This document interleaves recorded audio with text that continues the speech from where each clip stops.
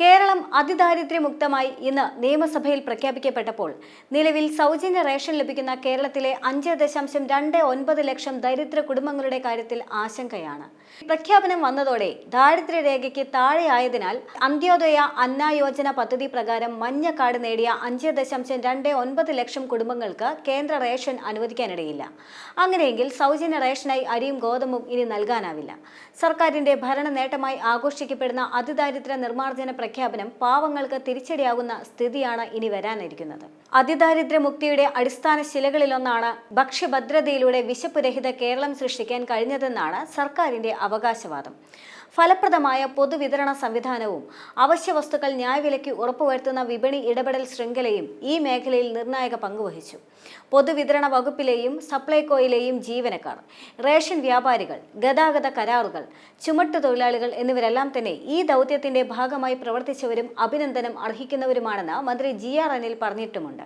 കേരളത്തെ അതിദാരിദ്ര്യമുക്തമായി പ്രഖ്യാപിക്കുന്നതിന്റെ ഭാഗമായി വകുപ്പുമായി ബന്ധപ്പെട്ട എല്ലാ സ്ഥാപനങ്ങളിലും റേഷൻ കടകളിലും മധുരം വിതരണം ചെയ്യും. പിണറായി സർക്കാർ വന്ന ശേഷം 5,58,981 കുടുംബങ്ങൾക്ക് റേഷൻ കാർഡ് അനുവദിക്കുകയും അർഹരായ 6,40,786 കുടുംബങ്ങൾക്ക് മുൻഗണനാ കാർഡുകൾ നൽകുകയും ചെയ്തിട്ടുണ്ട്.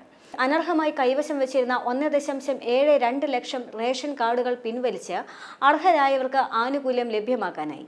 പുറംപോക്കുകളിൽ താമസിക്കുന്നവർക്ക് ഉടമസ്ഥാവകാശ സർട്ടിഫിക്കറ്റ് വെല്ലുവിളിയായപ്പോഴാണ് ആധാർ കാർഡിന്റെ അടിസ്ഥാനത്തിൽ റേഷൻ കാർഡുകൾ നൽകാൻ ഉത്തരവിറക്കിയത്.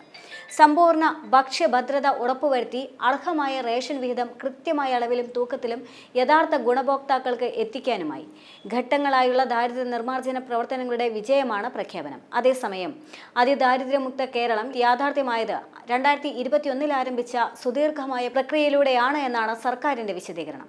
സർക്കാർ പദ്ധതികളുടെയും ക്ഷേമ പദ്ധതികളുടെയും ഒരു ആനുകൂല്യവും ലഭിക്കാത്തവരെ അന്വേഷിച്ച് തെരഞ്ഞു കണ്ടെത്തി അവരെ കൈപിടിച്ച് ഉയർത്തിയാണ് ഈ അഭിമാന നേട്ടം നടപ്പിലാക്കിയതെന്ന് മന്ത്രി MP രാജേഷ് പറഞ്ഞിരുന്നു.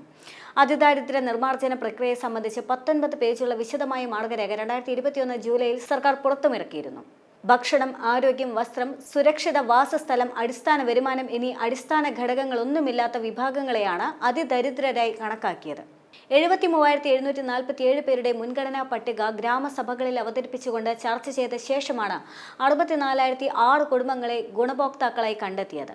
കേരളത്തിനകത്തും ദേശീയ മാധ്യമങ്ങളിലും അന്തർദേശീയ മാധ്യമങ്ങളിലും കേരളത്തിന്റെ ഈ ചരിത്ര നേട്ടം ഇപ്പോൾ ചർച്ച ചെയ്യപ്പെടുകയുമാണ്. പൊതുവിൽ വലിയ സ്വീകാര്യതയാണ് ജനങ്ങൾക്കിടയിലും മാധ്യമങ്ങളിലും ഇതിന് ലഭിച്ചിരിക്കുന്നത്. പ്രക്രിയയ്ക്ക് നേതൃത്വം നൽകിയ തദ്ദേശ സ്ഥാപനങ്ങളും അതിൻ്റെ ജനപ്രതിനിധികളും ഇത് അഭിമാനകരമായ നേട്ടമായി തന്നെ കണക്കാക്കുന്നുമുണ്ട്. കക്ഷി രാഷ്ട്രീയ വ്യത്യാസമില്ലാതെ തദ്ദേശ സ്ഥാപനങ്ങളും അതിദരിദ്രരെ മോചിപ്പിച്ചതായി പ്രഖ്യാപനങ്ങൾ നടത്തിയിട്ടുമുണ്ട്. തദ്ദേശ സ്ഥാപനങ്ങൾ നൽകിയ ലിസ്റ്റ് ഓഫ് റെക്കമെൻഡേഷൻ സ്വീകരിച്ച് നേടിയെടുത്ത നേട്ടമല്ല ഇത്, മറിച്ച് സൂക്ഷ്മമായ അരിപ്പുകളിലൂടെ കടത്തിവിട്ട് ഗ്രാമസഭ അംഗീകരിച്ച പട്ടികയിലുള്ളവരെയാണ് ഗുണഭോക്താക്കളായി അംഗീകരിച്ചതെന്നും മന്ത്രി MP രാജേഷ് വ്യക്തമാക്കി. അപ്പോഴും ആശങ്കകൾ ഇപ്പോഴും നിലനിൽക്കുകയാണ്.